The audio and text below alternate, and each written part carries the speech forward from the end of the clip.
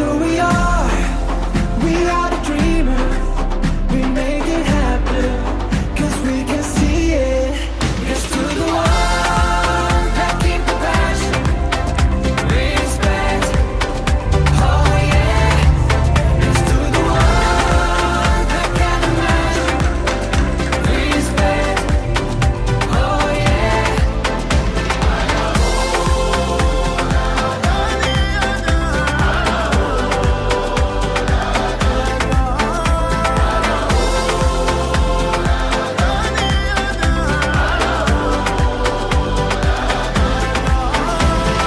Gather round now, look at me.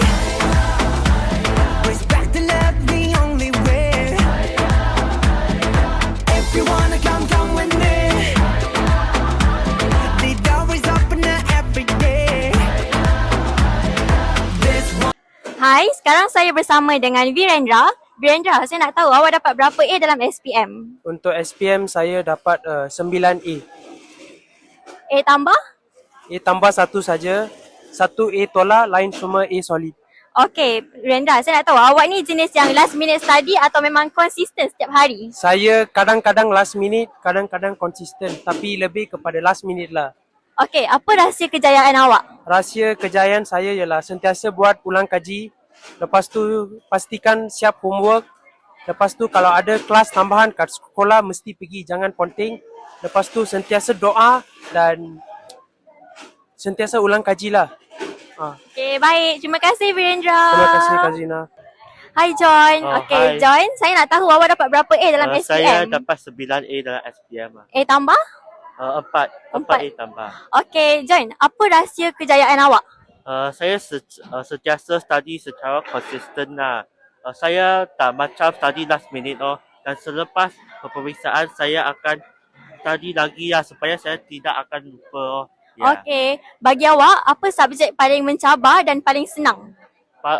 Saya rasa subjek paling mencabar ialah subjek biologi lah. Okey. Kerana ada banyak benda nak hafal. Betul. Okey, dan subjek paling senang?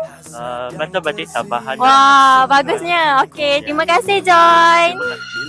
Alright, so hi Tania. Hai, Irsyad. Okay.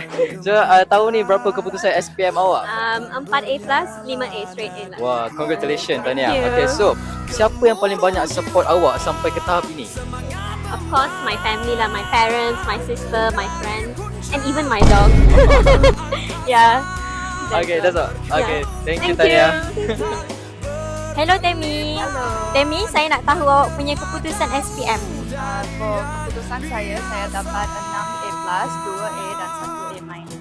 Okey, apa perasaan awak bila diumumkan sebagai penerima anugerah? Saya berasa sangat bersyukur dan happy kerana hard work semua dah pay off. Boleh tak Temi tolong share tips study dekat kawan-kawan yang lain? Saya rasa tips penting adalah untuk belajar dengan teknik yang berkesan seperti buat nota ringkas dan buat mnemonik supaya senang hafal, dan yang paling penting jangan berputus. Okey, siapa support sistem terbesar dalam hidup Temi sepanjang Temi SPM? Support sistem terbesar adalah keluarga saya dan juga kawan-kawan saya dan juga cikgu-cikgu saya yang sentiasa memotivasi saya. Okey, baik. Terima kasih Temi. Tahniah. Selamat sejahtera Puan dan Cik. Boleh tak saya nak tahu macam mana Puan dan Cik support Tahniah sepanjang dia SPM? Okay, all the way we encourage her.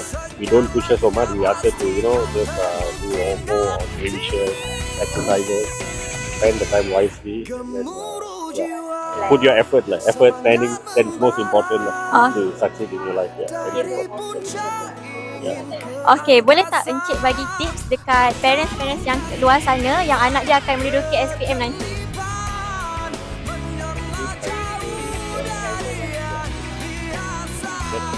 Don't pressure them too much, and then always motivate them. See what they are able to do. Okey, baik. Terima kasih. Tahniah.